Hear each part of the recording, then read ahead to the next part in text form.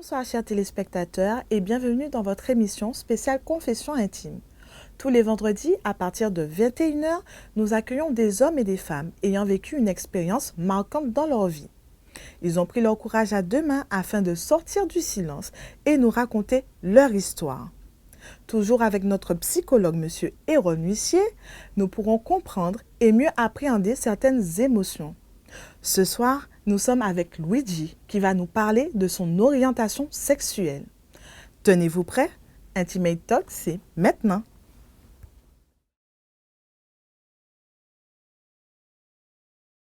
Bonsoir Luigi. Bonsoir. Comment vas-tu? Ça va, merci. Et toi, Miguel? Tu es tout en beauté ce soir.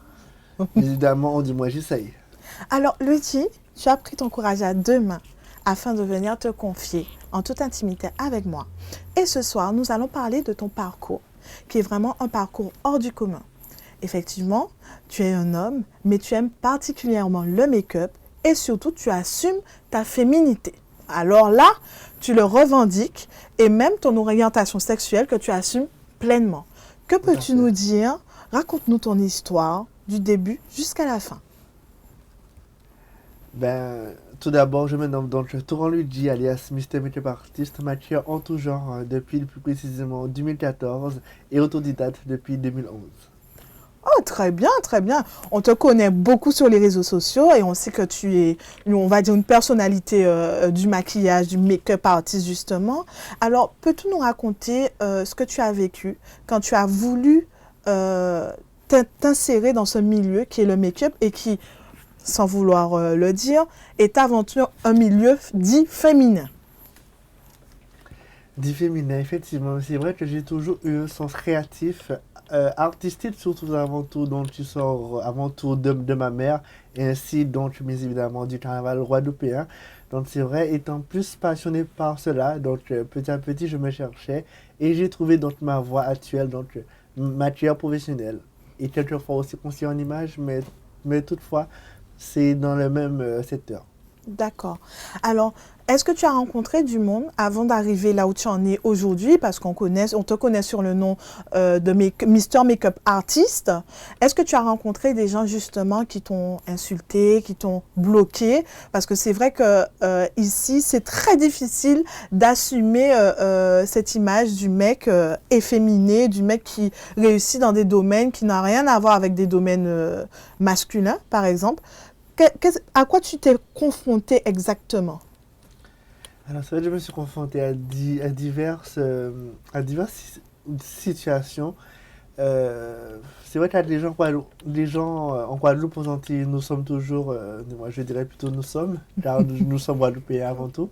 Donc, nous sommes toujours à critiquer, à parler aux autres de ceci, de cela, à dire des choses assez méchantes.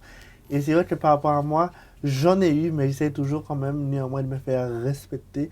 Et à travers quand même ma gentillesse. Et puis voilà. Mais c'est vrai qu'il y a eu diverses moqueries. Mais je fais toujours face, car par rapport à ça, il faut toujours être fort et continuer dans ce que l'on fait. D'accord. Alors, quand tu as reçu ces moqueries, est-ce que tu t'es dit, eh ben, je vais continuer dans cette voie pour prouver à tout le monde que je peux le faire? Ou est-ce qu'à des moments, tu t'es vraiment senti seule? Est-ce que tu t'es refermée sur toi-même? Comment tu as réagi face à tout cela, en fait? Alors, c'est vrai qu'il y a mépris et mépris. Donc, c'est vrai que mépris dans certaines choses du make-up. C'est vrai que par rapport à ça, ça m'a mis un peu en retrait, je l'avoue. Un peu en retrait. Mais c'est vrai que quand c'est des propos par rapport à ma propre personnalité, j'avance toujours. Car je sais de quoi je suis capable. Et je peux aussi arriver très très loin. Et pas forcément avec les mépris des autres. Au contraire, par rapport à ça, on avance un peu plus. Alors, Luigi, aujourd'hui, tu as ta petite entreprise, on va dire ça comme ça. Donc, tu accueilles les gens pour faire le maquillage, tout ce qui est coaching, make-up de jour, de nuit, enfin, voilà. Et tu es accompagné avec quelqu'un. Donc, c'est ton compagnon qui est là et qui permet aussi de vivre. Que peux-tu dire sur ça? Effectivement, donc c'est vrai que j'ai créé ça, donc Mister Makeup Artist, donc c'est vrai que Mister pour moi en fait c'est un peu du genre, un peu gentleman, c'est ce qui représente moi en fait, et Makeup Artist dans ma carrière professionnelle, et également effectivement mon compagnon qui est assistant, que j'apprends justement certaines choses du make-up, afin aussi qu'il sache certaines choses en make-up, car c'est vrai que euh, ce n'est pas seulement être maquilleur, mais aussi apprendre aux autres et de transmettre ce que l'on fait, pardon. Et moi, j'aime bien transmettre aux gens et je transmets surtout donc à mon compagnon et à partir de cela, on va à gauche à droite, on fait les make-up, etc. Et c'est donc un réel plaisir de faire du make-up et de sublimer idéalement les gens. Ah ben, ça fait vraiment plaisir. Vous formez vraiment un très beau couple. Alors justement, comment les gens réagissent par rapport à ça? Est-ce que les gens, lorsqu'ils vous voient tous les deux en équipe, vous avancez, vous êtes là, vous êtes confiants, est-ce que vous vous êtes retrouvés face à des gens qui étaient récalcitrants, justement, qui avaient un certain refus vis-à-vis de vous, parce que vous êtes en couple, vous êtes homosexuel, ou est-ce qu'au contraire, ça facilitait le contact? Qu'est-ce que vous pouvez nous dire sur cela, par exemple? Je dirais que c'est plutôt le contraire. Enfin, c'est vrai que tout ce on ne voit pas ça comme ça. On voit effectivement surtout une équipe. Mhm. Donc, comme donc, dit-il, Team MMA, donc Mhm. Team et MMA, Mister Makeup Artist, tout Mhm. simplement. Et on fait les choses avec. Donc, il n'y a pas vraiment de critique sur des choses. En fait, les gens trouvent ça plutôt bien et que son compagnon, justement, aide et travaille donc avec son conjoint, voilà. C'est bien le mot, qui travaille donc avec son conjoint, qui fait donc un travail d'équipe et aussi un accompagnement. Car c'est vrai que beaucoup, ouais, je dirais vraiment beaucoup, car vraiment pas trop offenser les gens. Il Mhm. y a beaucoup qui travaillent seuls, sans accompagnement. Et c'est vrai que grâce à cet accompagnement, ça aide beaucoup et ça donne confiance à l'autre afin de mieux avancer. Alors justement, pour revenir à votre côté make-up, vous êtes une, on va dire pas une icône, mais on va dire une image du carnaval de Guadeloupe. On vous voit défiler avec vos costumes. C'est quoi ça, quelle sensation ça vous donne en fait de vous transformer d'homme de passer à femme entre les deux? Quelle sensation ça procure? C'est quoi la sensation? J'ai envie de savoir. Euh, alors, c'est vrai que ça a un peu côté trans. Alors, pas trans fille, mais trans rentrer vraiment dans le mouvement, la sensation vraiment du carnaval. Donc, c'est vrai, la transformation, c'est une chose que je travaille énormément, même dans le make-up, même dans le carnaval, Mhm. car ça change, je dirais pas le caractère, mais ça change vraiment le côté ambiance, le côté joyeux, le côté vraiment passionné dans ce que l'on fait. Et pour moi, le carnaval, c'est tout pour moi. Donc, je suis complètement à fond dedans, sans vraiment trop faire les choses extravagantes, mais je fais quand même les choses bien comme il le faut. Alors, je vois que tu t'es maquillée. Je vois, on peut le voir, hein. Tu t'es maquillée. Alors, tu te maquilles tous les jours ou c'est spécialement pour aujourd'hui que tu t'es maquillée? Alors, c'est vrai que, donc, comme on dit dans notre formation, il faut montrer de ce qu'on en fait sur soi, car on est le tableau et on reflète ce qu'on fait. Donc, oui, je me maquille souvent tous les jours. Donc, c'est vrai que, contrairement à ce que les gens pensent, maquillage, c'est énormément de matière, etc. Alors que c'est complètement différent aux Antilles, même s'il fait chaud. Il existe différentes techniques aussi. Car quelquefois, je maquille de la poudre, de l'anti-cerne, et voilà, car vous savez les techniques comme il le faut, et voilà. Donc Et là, tu n'as effectivement, c'est maquillage sain, Ah. forcément. Et tu n'as pas, lorsque tu sors justement maquillée comme ça, tu n'as pas des gens qui te font des remarques. Oh, tu t'es maquillée, c'est impressionnant sur un homme. Surtout de voir un homme maquillé comme ça, on se dit, ah, mais c'est pas tous les jours qu'on voit un homme maquillé comme ça, de voir qu'il a les sourcils bien faits noirs, le crayon sous les yeux, le petit gloss sur la bouche. On se pose des questions. Est-ce que tu as déjà eu des gens qui se sont, pardon, arrêtés pour te dire, mais Oui, c'est quoi? Pourquoi vous effectivement, vous maquillez? C'est quoi? il y a beaucoup de gens, effectivement, qui se sont arrêtés sur diverses choses. Alors, pour le maquillage, effectivement, j'ai dit, c'est bien fait. Il y a beaucoup de gens qui s'arrêtent, surtout sur mes sourcils, car oui, j'avoue, je précise, et je compte donc le préciser, car je suis très perfectionniste des sourcils. Et c'est une Le chose, sourcil est très important. voilà, les sourcils sont très importants. On s'arrête souvent mes sourcils à savoir si c'est bien fait, à quoi je l'ai fait, etc. Moi, souvent que mon maquillage est très naturel, Mhm, etc. Donc oui, c'est vrai que dans le maquillage, je fais toujours en sorte de faire un effet bonne mine. mhm. Et ça donne un effet bonne mine et il faut savoir juste jouer avec ses atouts. Et voilà, tout simplement. Eh ben, en tout cas, merci Luigi. Alors, pour terminer, quel est le message que tu aurais voulu faire passer à des jeunes qui sont comme toi, qui sont peut-être un peu efféminés, qui assument ce côté, cette partie féminine, mais qui n'arrivent pas justement à se faire accepter ou qui reçoivent des moqueries, qui n'arrivent pas en fait. Quel message que tu peux laisser à ces jeunes-là? Le message, effectivement, d'y croire, de ne pas s'arrêter, car c'est vrai qu'avant d'être mature, je me suis quand même énormément cherché Mhm. et j'ai trouvé ma voie. Et c'est vrai que quand on trouve sa voie, on est bien comme ça et on ne fait pas les choses pour. Plaire aux autres en Bon, voilà, on ne fait. fait pas pour plaire aux autres, mais on fait pour plaire pour soi-même Mhm. et d'être vraiment épanoui dans ce qu'on fait. Donc, oui, il faut continuer, il faut inciter, il faut chercher vraiment quelque chose qui correspond le mieux. Et après ça, on arrivera sans forcément s'arrêter sur les autres. Et c'est la vie des autres, pardon. Eh ben, merci en tout cas, Luigi, merci. Je te souhaite beaucoup de bonheur. Je vois que tu es épanoui tant dans ta vie privée, sentimentale, professionnelle. Je te souhaite vraiment beaucoup de bonheur et merci d'être venu te confier à moi. En tout cas, chers téléspectateurs, on se dit à tout de suite.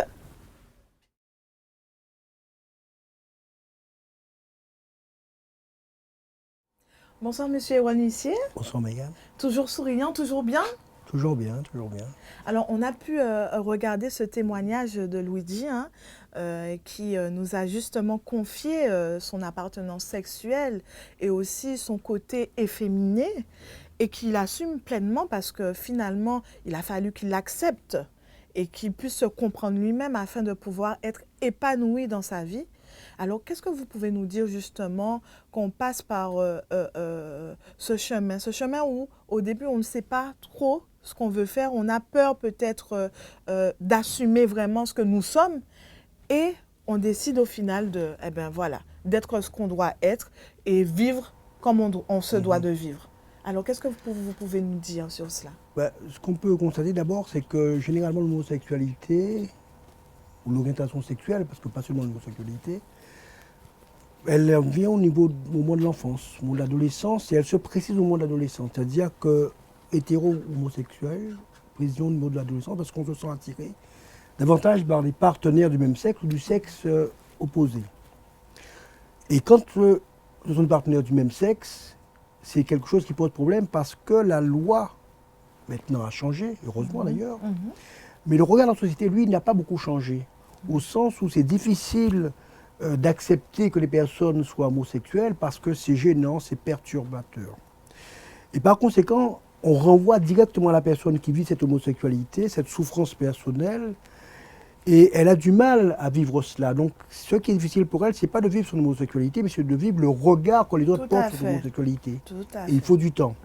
On a vu d'ailleurs dans le témoignage de Luigi qu'il a fallu ce temps de maturation, ce temps de réflexion, et aussi ce courage de venir témoigner, parce que c'est quand même très très important. Et au fond de lui-même, il est mieux parce qu'il arrive à s'exprimer tel qu'il ressent les choses. L'orientation sexuelle est celle qui nous fait du bien. C'est pas d'être homo ou hétérosexuel, c'est de choisir l'orientation qui nous fait du bien, qui fait qu'on est en accord avec nous-mêmes et que ce que l'on pense, c'est ce que l'on fait. Et ce qu'on a envie, c'est ce que l'on met en place. Et par conséquent, c'est important. Alors, sur l'aspect efféminé, c'est vrai que c'est important parce que pour lui, si vous voulez, il y a un peu le sentiment d'être une femme jusqu'au bout, entre guillemets. C'est pas la notion de femme sexe féminin, c'est la notion de féminité. Dans ce qu'elle a de la beauté, de la créativité, de la gestuelle, de l'expression, de la souplesse, de l'aspect un peu aérien, un peu féerique. Donc par conséquent, je crois que c'est important effectivement de se laisser aller jusqu'au bout.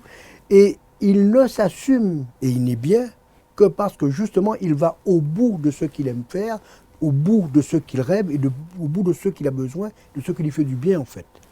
Tout à fait, et comme il nous le dit, il a choisi le make-up parce que ça lui permet de s'exprimer et il n'hésite pas à se maquiller comme le matin, comme moi je me maquille, mettre du gloss, faire ses sourcils, mettre du crayon et les petites paillettes, voilà, il a mis les petites paillettes autour de son... Parce que pour lui, c'est une façon de s'exprimer, c'est naturel pour lui. Il se sent bien quand il le fait. Et quand il ne le fait pas, justement, il se sent plutôt mal parce que c'est pas ce qu'il veut, en fait. Et il veut être lui. Et il nous le fait bien savoir. Par contre, c'est vrai qu'au début, dans son discours, voilà, il a été critiqué. Il a eu des attaques homophobes aussi. Parce que, il faut le dire, en Guadeloupe, il y en a encore. C'est tabou encore en Guadeloupe, l'homosexualité, bien qu'il y en a beaucoup, mais déguisé. Donc, justement, il le dit dans le carnaval, c'est une façon pour lui de se métamorphoser, d'être peut-être, lorsqu'il n'a pas l'habitude, peut-être qu'il va cacher certaines choses, mais le carnaval, eh bien, il va se déguiser, il va se mettre des fossiles, enfin, pas en allant en allant dans le travesti, mais on sent que c'est sa part de féminité, de femme, comme on dit, peut-être son côté féminin qui se révèle davantage et il l'assume complètement. Et ça, je pense qu'il faudrait réagir sur ça. Est-ce que c'est depuis la naissance que nous avons ça ou est-ce que ça vient dans le temps ou... Alors, en fait, il y a ce sentiment, cet élan, cette attirance qui va se manifester de manière plus ferme au moment d'adolescence et après. Maintenant, l'orientation sexuelle, ce qui est important, c'est celle qui est associée à notre équilibre et à notre bien-être. Donc, elle existe depuis tantôt parce qu'elle est sous le plan hormonal, sous le plan de la stimulation hormonale, mais également par rapport à l'entourage. Ce qui nous importe aussi par rapport à ce que tu as dit sur la question du carnaval, c'est que le carnaval est quand même l'occasion de changer radicalement ce qu'on en est. C'est-à-dire, ce qu'on n'osait pas être dans l'année, on va le manifester à ce moment-là. Ce qu'on critiquait dans l'année, mais on va s'autoriser à le faire. Et on voit d'ailleurs chez nous que c'est le seul moment où l'homosexualité des hommes est acceptée tout le cas, voire même valorisée. Tout à fait. Plus en Martinique d'ailleurs qu'en Guadeloupe, mais c'est vrai aussi donc en Guadeloupe. Et par conséquent, c'est l'expression, le moment rêvé pour se laisser aller à sa pleine nature, parce qu'on passe son temps à réfréner cette homosexualité tout le reste de l'année, et par conséquent, on est dans un espace qui autorise ce changement identitaire, ce changement sexuel. Et par conséquent, c'est important pour lui de s'exprimer à ce moment-là, parce que c'est là où il donne toute la plénitude de son art et de son bien-être. Par conséquent, cette transformation d'un temps, lui, il le fait de manière, je dirais, permanente, mais le carnaval, c'est l'occasion qui lui donne plus encore de manifester ce qu'il est dans l'aspect artistique, dans l'aspect créativité, et dans aussi ce qu'il veut donner à voir. Parce que c'est important aussi que l'image qu'on a de soi, elle vient aussi de ce que les autres nous renvoient.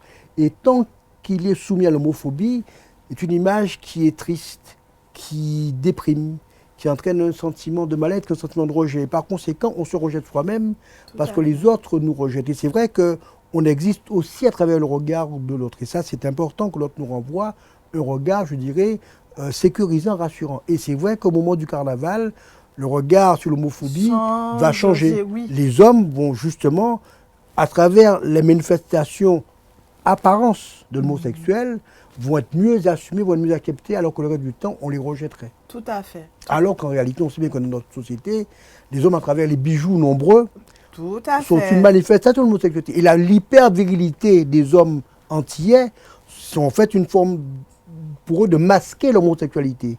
Mais il ne faut absolument pas le dire parce que c'est pas bien. Oui, c'est pas bien. Est-ce que vous pensez, juste une petite dernière question, est-ce que vous pensez qu'homosexualité rime forcément avec féminité, qui veut dire ce côté féminin de l'homme? On peut être homosexuel en étant viril. Est-ce que vous êtes d'accord? Tout à fait. Je crois que l'homosexualité féminine ou masculine n'est pas liée à une apparence. Okay. Dans un couple, il y a toujours l'un qui dirige, qu'il soit couple homosexuel ou hétérosexuel. Et par conséquent, c'est pas la manière de s'habiller, la manière de parler qui fait que l'on va être dominant ou dominé. C'est d'abord un équilibre que le couple va trouver de lui-même, avec sa propre organisation, et ce sera son équilibre. Mais qu'il soit homo ou hétérosexuel, c'est pas l'apparence qui fait le couple. D'ailleurs, il est parfaitement épanoui, hein, parce qu'il le dit, c'est son compagnon aussi est là pour l'accompagner. Et quand je lui ai demandé alors comment les gens se sentent par rapport à ça, c'est vrai qu'il dit que finalement les gens ils acceptent bien et qu'ils n'ont pas de remarques déplacées parce qu'on voit vraiment que c'est un couple qui fonctionnent ensemble. On C'est voit ça. que l'un et l'autre apportent mutuellement son aide et on sent vraiment que c'est ce qu'il veut. Il se sent bien dans ça.